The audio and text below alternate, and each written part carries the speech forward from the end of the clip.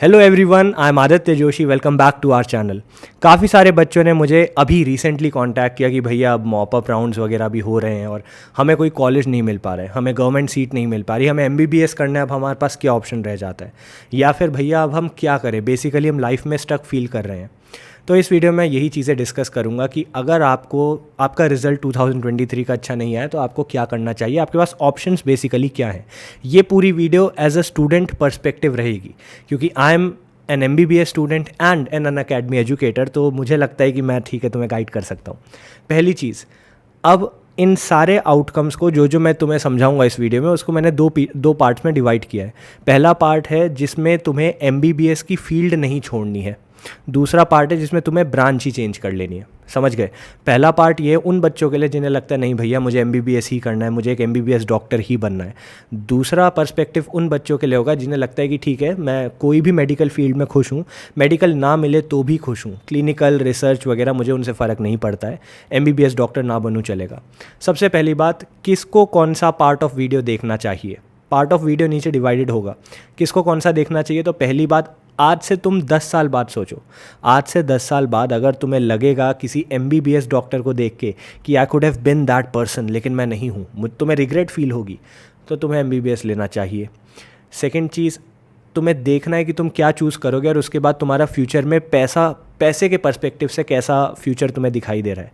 देखो, BAMS और MBBS को, क्योंकि मोस्ट पॉपुलर MBBS के बाद कोई ब्रांच है तो BAMS है, आयुर्वेद। अब आयुर्वेद और MBBS को अगर मैं अपने पर्सपेक्टिव से कंपेयर करूं तो मैंने यही देखा है कि MBBS वाले थोड़ा सा ज़्यादा पैसा कमाते हैं एज़ कम्पेयर टू BAMS। ये है बेसिक लेवल्स में जब आप स्टार्ट करते हो। नो डाउट किसी भी ब्रांच में ऊपर जाओगे तो पैसा बढ़ता रहेगा। सेकेंड चीज़ मैंने देखी है, रिस्पेक्ट इंडियन सोसाइटी में MBBS को ज़्यादा मिलती है। तो ये सारी चीज़ें आपको याद रखना है आज से 10 साल बाद क्या होगा। ठीक है, सबसे पहले आते हैं जिनको MBBS ही करना है। तो अगर आप इंडिया में प्राइवेट ले सकते हो तो आपको प्राइवेट ले लेना चाहिए। ऑनेस्टली स्पीकिंग, प्राइवेट ले लेना चाहिए। ठीक है, अगर आप ड्रॉप ले सकते हो तो आप ड्रॉप लो। अब बहुत सारे बच्चे होंगे जिन्होंने भैया मैंने एक ही बार नीट दिया है, घर वाले कह रहे हैं प्राइवेट दिला देंगे, मैं प्राइवेट लूँ कि नहीं लूँ। तो ऑनेस्टली स्पीकिंग मुझे लगता है आपको एक और चांस अपने आप को देना चाहिए, ड्रॉप लो। और अगर ड्रॉप में सरकारी मिल जाता है तो उससे अच्छा कुछ है ही नहीं, घर वालों के पैसे भी बच जाएंगे। अब प्राइवेट लेना है कि नहीं लेना है वो आपकी कॉल है, मैं उसमें कुछ नहीं कह सकता, लेकिन मैं ज़रूर ये कहूँगा कि यार ऐसा डिसीजन लेना जिससे आपके पेरेंट्स पे कोई बहुत ज़्यादा बर्डन ना आए। वो आपको मना नहीं कर सकते हैं, ठीक है, वो मना करना भी नहीं चाहते हैं, लेकिन अपने ड्रीम्स उनकी पॉकेट पे इतने हेवी मत कर देना कि उनके लिए अपनी लाइफ में सैक्रिफाइसेस उन्हें करने पड़ जाएं। सेकेंड चीज़, MBBS अब्रॉड। अब मैंने देखा है काफ़ी सारे लोग, बहुत बड़े बड़े यूट्यूबर्स हैं, सो कॉल्ड एजुकेटर्स हैं, ऑनलाइन बैठे हुए हैं। बहुत सारे लोग हैं जो एजेंट्स हैं, बहुत सारे लोग हैं जो खुद कहते हैं हम स्टूडेंट्स हैं, लेकिन वो भी कुछ एजेंट्स निकल जाते हैं उनमें से। ये लोग ओपनली बोलते हैं कि ठीक है MBBS abroad safe, MBBS abroad जाओ। मैंने हर वीडियो में आपको बोला है वही सेम चीज़ जो मैं अब आपको बोलूँगा। मैं खुद एक MBBS अब्रॉड का स्टूडेंट था इससे पहले कि मैंने नीट क्रैक करके इंडिया में एडमिशन लिया। मेरा ओपिनियन ये है कि MBBS अब्रॉड आपका लास्ट ऑप्शन ही होना चाहिए। सेकेंड चीज़, आपको एजेंट्स की बातों पे नहीं आना है, आपको ऑफिशियल डॉक्यूमेंटेशन देखना है। आपको देखना है Indian embassy in that particular country क्या कह रही है। तीसरी चीज़, आपको देखना है कि उस कंट्री के करने के बाद आपके पास ऑप्शंस रहेंगे कि नहीं। कज़ाकिस्तान जैसी जगह जो बहुत लोग प्रेफर कर रहे हैं आजकल में, कज़ाकिस्तान के बाद आपको पता है अगर आपको US एमली MRCS प्लैब मतलब US और UK वाले ऑप्शंस अगर रखने हैं तो आपको एक्स्ट्रा इंटर्नशिप करनी पड़ेगी 1 से 2 साल की, तो ड्यूरेशन बढ़ गई। किर्गिस्तान से कोई ऑफिशियल वहाँ से डॉक्यूमेंटेशन नहीं आया कि किर्गिस्तान सेफ़ है, फिर भी लोग किर्गिस्तान को प्रेफर कर रहे हैं। उज़्बेकिस्तान से कोई पास आउट नहीं हुआ है, 2019 में स्टार्ट हुआ था उज़्बेकिस्तान। ठीक है, रशिया की बात करें तो पहले बोल रहे थे ड्यूरेशन बढ़ेगी, अब रिटर्न कन्फर्मेशन आया 6 ईयर्स के अंदर हो जाएगा। फिर काफ़ी बच्चों के मन में ये भी डाउट होता है कि भैया बजट कितना रहेगा। तो ये सारी चीज़ें आपको देखनी है, मैंने सारी काफ़ी वीडियोज़ में बनाई है, वहाँ जाके आप देख सकते हो। मैं आपको एक ओवरव्यू दे देता हूँ कौन सी कंट्री आपको एज ऑफ नाउ मेरे हिसाब से अवॉइड करनी चाहिए। पहली चीज़, अगर आपके पास बजट इशू है, ठीक है, अगर आपको लगता है मुझे 30-40 लाख से ऊपर नहीं एक्सीड करना है, तो आपको नेपाल, बांग्लादेश, यूरोपियन यूनियन की कंट्रीज़ जैसे पोलैंड, आर्मेनिया, रोमेनिया, स्लोवाकिया, ये सारी कंट्रीज़ आपको हटा देनी चाहिए। सेकंड चीज़, अगर आपको लगता है कि मुझे ड्यूरेशन बहुत ज़्यादा नहीं चाहिए, ड्यूरेशन से मुझे इशू है, तो कज़ाकिस्तान हटा देना चाहिए। और अगर आपको लगता है कि हाँ भाई मुझे ऐसी जगह जाना है जहाँ से मैं US एमली वगैरह दे सकूँ, तो भी कज़ाकिस्तान हटा दो। फिर आपको एक चीज़ और देखनी है कि इस समय सेफेस्ट कंट्रीज़ कौन सी है मुझे जो लगती हैं। तो देखो, उज़्बेकिस्तान आप जा सकते हो लेकिन वहाँ से कोई पास आउट नहीं है, याद रखना। रशिया आप जा सकते हो लेकिन वहाँ सारी अंदर इंस्टीट्यूशंस और यूनिवर्सिटीज़ अच्छे नहीं हैं, याद रखना। और लास्ट में आप कज़ाकिस्तान जा सकते हो अगर आपको यूएसएमएलई का ऑप्शन नहीं चाहिए, स्ट्रेट अवे इंडिया आना है। सब कुछ मैंने डिस्कस किया है वीडियोस में, आपको नीचे मिल जाएंगी। अगर कोई डाउट है तो मुझे आप डीएम कर सकते हो, ऑब्वियसली लाइक ऑलवेज इंस्टा पे। अब तीसरा ऑप्शन जो है जिनको एमबीबीएस ही करना है वो रह जाता है पार्शियल ड्रॉप का। बहुत सारे बच्चे पार्शियल ड्रॉप भी लेते हैं। वो क्या करते हैं, कोई एक छोटा सा कोर्स ले लेते हैं जैसे बीएससी, ठीक है, और उसके साथ एमबीबीएस की प्रिपरेशन करते हैं। मेरी बहुत अच्छी दोस्त है, वो अभी डीयू जा रही है और वहाँ से वो पार्शियल ड्रॉप लेगी। तो आई नो कि ये बहुत टफ़ डिसीजन है और मेरा पर्सपेक्टिव इसमें ये है कि बहुत बहुत टफ़ हो जाता है। अगर किसी 100% ड्रॉप लेने वाले बच्चे को 80% एफिशिएंसी से काम करना पड़ता है तो आपको 200% एफिशिएंसी से काम करना पड़ेगा, समझे? बहुत टफ। आपको कॉलेज लाइफ बैलेंस आउट करनी है, आपको अपने खुद के गोल्स बैलेंस आउट करने हैं, डेली टारगेट्स होंगे और हर चीज़ होती है, हॉस्टल लाइफ होती है, तो बहुत टफ हो जाता है। लोग अपने गोल से हिलने लग जाते हैं। तो मैं तो कंप्लीट ड्रॉप प्रेफर करता हूँ, बट आपकी कॉल है। अब आ जाते हैं उन लोगों में जो कहते हैं कि भैया एमबीबीएस ना भी मिले तो हम क्या कर सकते हैं, एक बार वो एक्सप्लोर करते हैं। सेकंड पार्ट ऑफ वीडियो में पहली चीज़ जो मैं बोलूँगा वो है बीएमएस, आयुर्वेदा। मेरे मन में आयुर्वेद के लिए बहुत बहुत ज़्यादा रिस्पेक्ट है, ठीक है। आयुर्वेद हमारी एंशिएंट साइंस है और उसमें काफ़ी सारी चीज़ें हैं जो अभी हम समझ ही नहीं सकते हैं, और जिस चीज़ को हम समझ नहीं पाते हम उसकी बेइज्जती करने लग जाते हैं। तो आयुर्वेद ख़राब नहीं है, बस हम उसे समझ नहीं पाते हैं। सेकंड चीज़, आयुर्वेद में कभी भी आपको साइड इफ़ेक्ट्स नहीं दिखेंगे जो आपको ऐसे मॉडर्न डे मेडिकेशंस में दिखते हैं। लेकिन सोसाइटी का स्टिग्मा है ना, सोसाइटी को ऐसा लगता है कि यार आयुर्वेद ले लिया, इसको एमबीबीएस नहीं मिला इसलिए इसने आयुर्वेद ले लिया, तो उन डॉक्टर्स को उतनी रिस्पेक्ट नहीं देती सोसाइटी। मुझे ऐसा लगता है, मैं जहाँ से बिलोंग करता हूँ वहाँ मैंने ऐसा देखा है। आयुर्वेद अगर आप लेते हो तो ड्यूरेशन वाइज बहुत ज़्यादा डिफरेंस नहीं है एमबीबीएस और आयुर्वेद में। सेकेंडली, किसी भी फील्ड में अगर आप टॉप मोस्ट पोजीशन में चले जाते हो तो पैसा आएगा, कीप दैट इन माइंड।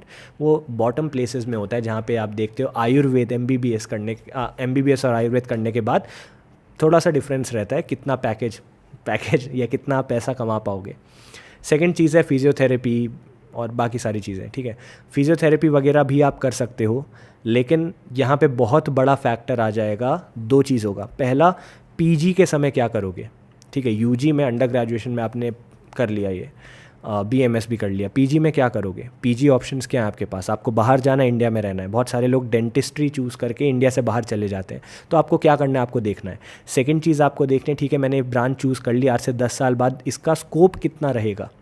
तीसरी चीज़ आपको देखनी है कि मुझे अपना खुद का इंस्टीट्यूशन खोलना है, कि मुझे प्राइवेट प्रैक्टिस करनी है, कि गवर्नमेंट प्रैक्टिस करनी है, वो सारी चीज़ें देखनी है। एक और अच्छा ऑप्शन रहता है, इन सब चीज़ों में बिज़नेस करो, ठीक है। बहुत सारे बच्चे हैं मैंने देखे हैं, बहुत सारे लोग मैंने देखे हैं जिनका नीट क्लियर नहीं हो पाता, वो डॉक्टर नहीं बन पाते, लेकिन वो एमबीए वगैरह करने लग जाते हैं। वो ऐसी चीज़ें करने लग जाते हैं जिससे वो हॉस्पिटल मैनेजमेंट के कोर्सेज़ में घुस जाएं, वो हॉस्पिटल के मैनेजर्स बन जाएं, ठीक है, फाइनेंशियल ऑफिसर्स बन जाएं। बहुत सारे एग्ज़ाम्स होते हैं, यूपीएससी के साथ भी कुछ एग्ज़ाम्स होते हैं, भारत सरकार दिलाती है, जिनसे आप मेडिकल ऑफिसर्स बन सकते हो। तो ये सारी चीज़ें भी आप ट्राई आउट कर सकते हो, आप इनके बारे में रिसर्च कर सकते हो। एक और अच्छा ऑप्शन रहता है कि कुछ लोगों को अपना बिजनेस एम्पायर खोलना है, तो बिजनेस एम्पायर खड़ा करने के लिए आपको डॉक्टर्स चाहिए होंगे, तो आप वो पर्सन बन सकते हो जो डॉक्टर अपने अंडर में हायर करता है, एज सपोज टू वो डॉक्टर जो खुद ही काम करता है। लेकिन नो डाउट जिनके पास ऑलरेडी वो होता है ना, जनरेशनल वेल्थ होती है, पैसा होता है, वो लोग इस चीज़ के बारे में सोचते हैं। लास्टली मैं कहूँगा, अगर आप बीएससी, एमएससी, पीएचडी ऐसा कुछ लेते हो तो उसमें कुछ गड़बड़ नहीं है, लेकिन आपको देखना है क्या आपका इंक्लिनेशन उस तरफ है कि नहीं है, ठीक है। एक होता है इंटरेस्ट और एक होता है कैपेबिलिटी, दोनों को बैलेंस आउट करना बहुत ज़रूरी है, याद रखना। अगर आप इंटरेस्टेड हो किसी चीज़ के लिए लेकिन आप कैपेबल नहीं हो तो नहीं हो सकता। अगर आप कैपेबल हो लेकिन आपके अंदर इंटरेस्ट नहीं है, कि यार मन नहीं करता करने का, तो भी नहीं हो सकता। एट द एंड पैसा सब कुछ नहीं होता है, एक इनर सेटिस्फैक्शन आनी चाहिए ये फील्ड चूज़ करने के बाद। लास्टली मैं बोलूँगा उन बच्चों के लिए जो ड्रॉप लेना चाह रहे हैं, देखो ड्रॉप लेना बहुत बहुत टफ़ है, ऑनेस्टली मैं ड्रॉपर रह चुका हूँ, मुझे पता है ड्रॉप लेना बहुत टफ होता है। लेकिन एट द एंड अगर आप एक गवर्नमेंट कॉलेज में चले जाते हो, आप एक मेडिकल कॉलेज में चले जाते हो, तो इट वोंट मैटर। वहाँ देखोगे आपसे ज़्यादा ड्रॉप लिए वाले भी लोग हैं, ऐसे भी है जिन्होंने एक बारी में क्लियर कर लिया, लेकिन आप सब एक फैमिली बन जाते हो। एट द एंड अगर आप कुछ अच्छा करोगे तो भी लोग कुछ बोलेंगे, अगर आप कुछ ख़राब करोगे तो भी लोग कुछ बोलेंगे। लोगों की बातें दिमाग से निकालो, ये आपकी लाइफ है, आपकी जर्नी, आपकी स्टोरी है। अगर आपको 4 अटेम्प्ट लगे एक डॉक्टर बनने में तो कोई नहीं पूछने वाला है। आप पूछते हो क्या डॉक्टर से आके कि भाई कितने टाइम में कितना अटेम्प्ट लगे नीट के, आपके बताओ मुझे? आप पूछते हो कि आप डॉक्टर कब बने, कहाँ से बने? कोई नहीं पूछता। तो एंड पॉइंट आपका अच्छा होना चाहिए। वो किसी मूवी का डायलॉग है ना कि तुम्हारी जर्नी की स्टार्टिंग ख़राब हो गई तो क्या हुआ, एंडिंग तो तुम्हारे हाथ में है ना। तो अगर तुम ड्रॉप लेने की सोच रहे हो तो 100% दो, एनसीईआरटी से बाहर मत जाओ। एंड ऑनेस्टली देखो, मैंने तुम्हारे लिए काफ़ी कुछ किया था, अभी सितंबर के महीने में कर रहा हूँ। अनअकैडमी में पढ़ाना सेपरेट है, यूट्यूब में मैंने बोला था फ्री में मैं एनसीईआरटी डायसेक्शन की सीरीज़ करूँगा, तो वो भी चल रही है। शाम को 7 बजे तुम्हें एनसीईआरटी के चैप्टर्स मिल जाते हैं जो हम डायसेक्ट करके पढ़ते हैं, एक एक चीज़ पढ़ते हैं उनके बारे में। वो सब करो, पीवाईक्यूज़ में फोकस दो, एक बुक 10 बार पढ़ो, 10 बुक एक बार मत पढ़ो। सुन रहे हो ना, ढंग से सुनते रहो मैं जो बोल रहा हूँ।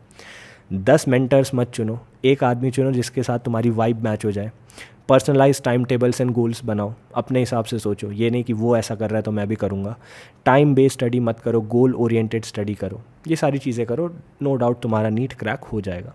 अपने ऊपर से बिलीव नहीं हटाना है, और जो भी है अपनी फैमिली के साथ ट्रांसपेरेंसी दिखाओ।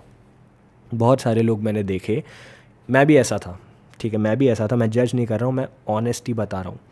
बहुत सारे लोग होते हैं जो घर परिवार वालों के साथ कम्युनिकेट ही नहीं कर पाते, बोल ही नहीं पाते।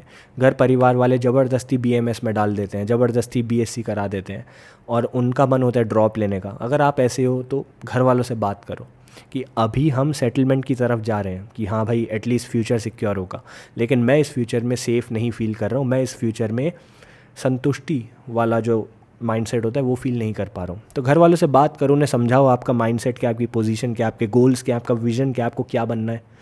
उसके हिसाब से आप कुछ भी स्टेप लो।